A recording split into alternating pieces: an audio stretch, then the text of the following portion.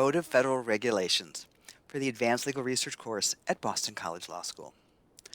When Congress wants to do something that requires technical expertise or close oversight, they will often enact legislation that delegates authority to an administrative agency to create rules that regulate future conduct. The manner in which these rules are made is set out in the Administrative Procedures Act. Rules and regulations created under this process that do not exceed the authority granted the agency by the delegating legislation have the force and effect of law. They are a type of primary legal authority and as such need to be included in your search for binding primary legal authority. The Code of Federal Regulations is the topical arrangement of all the federal rules and regulations currently in effect. The CFR is divided into 50 titles that represent broad subject areas ranging from agriculture to wildlife and fisheries. Some CFR titles have the same numbers as their U.S. Code counterparts. For example, Title 26 of the U.S. Code is the Internal Revenue Code, and Title 26 of the CFR is Internal Revenue. And some don't match up at all. For example, Title 37 of the CFR concerns patents, trademarks, and copyrights, even though each of those subjects is covered by a different title of the U.S. Code. The CFR is revised annually on a quarterly rotating basis, which is why the official CFR volumes are printed as paperback books in a different color each year. Not all titles are revised at the same time. Titles 1 to 16 are revised as of January 1st each year, while Titles 17 to 27 are revised as of April 1st each year, and so on.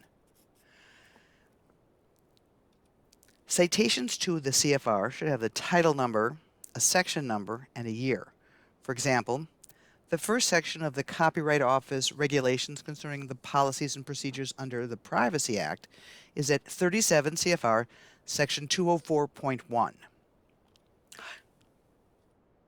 It's important to include a year in a CFR citation since the same section of the CFR may read differently in different years. The CFR part is equivalent to the chapter in the U.S. Code. It's a collection of related regulations from the same administrative agency that should be looked at as a whole to make sure you are reading the regulation in context. Some CFR parts may start with a definition section or sections on purposes or policy, which would be helpful to consult no matter what regulation in that part you are looking up.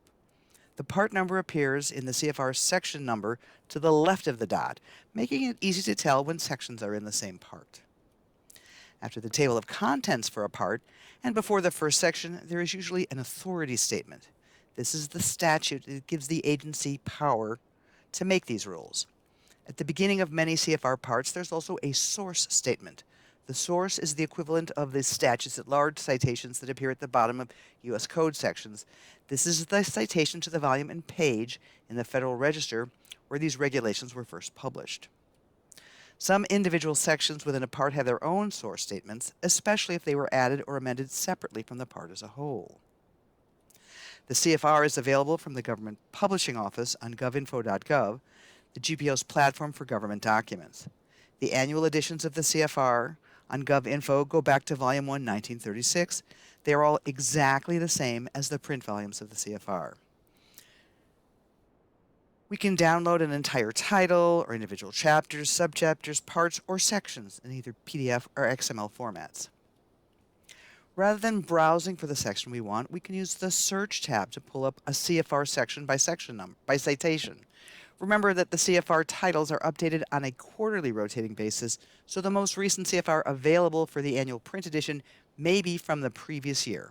It often makes sense to choose most recent rather than a particular year if we are looking for the most up-to-date volume available that contains the regulations we need. GPO also provides a more up-to-date CFR called the eCFR. The eCFR is free and usually never more than a couple of days out of date. This screen capture that was taken on September 22nd indicates that at that time the eCFR was current as of September 19th. It also mentions that this title was last amended September 6th. So if we needed to find out how the regulation read before that latest change, we could do that here. Historical CFRs back to the original 1938 edition are available through Hein Online. use the Quick Locator tool to pull up a CFR by year, title, part, and section. There are current and some historical CFRs on all the major legal research systems like Lexis and Westlaw, although none have holdings as far back as Hein Online.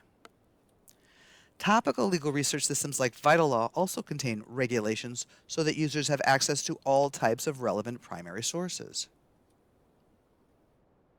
Services like this provide topical access to regulations through the various practice areas. For example, the Banking and Consumer Finance practice area has quick links to the relevant regulations organized by the various agencies that promulgate them.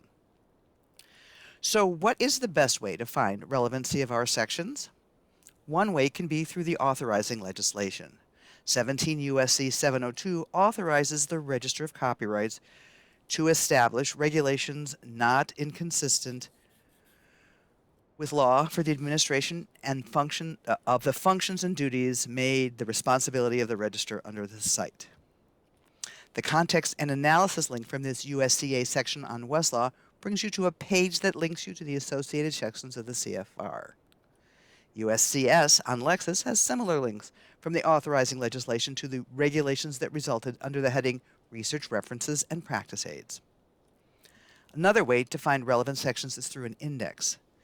The CFR itself comes with a single-volume paper index to the CFR. Parts. The topic copyright provided references to parts of the CFR that deal with copyright, not all of which are in Title 37. Westlaw has a much more detailed CFR index online to particular CFR sections. Under the heading Copyright, there are links to particular sections within Title 37, sections in other titles of the CFR, and cross-references to other parts of the index. Of course, we can always run a full-text search of regulations on any of the online platforms. But even more useful than the superior search engines of Lexis and Westlaw is the fact that there are references to interpretive cases and other citing references available from these systems. On Westlaw, the notes of decisions makes this an annotated CFR, and KeyCite provides references to all citing cases and other citing sources, as well as selected resources under context and analysis. Shepherds for the CFR also provides citing references. Shepherds for Codes enables us to get references to citing authorities that we're citing to a specific subsection of the CFR section being shepardized. This lets us track references to the particular subsections of the CFR that we are interested in. For example, we can ask to see citations to 37 CFR section 1.27 sub A sub 1. These subsection reports are divided into citing decisions and other citing sources and can be sorted, narrowed, or searched within.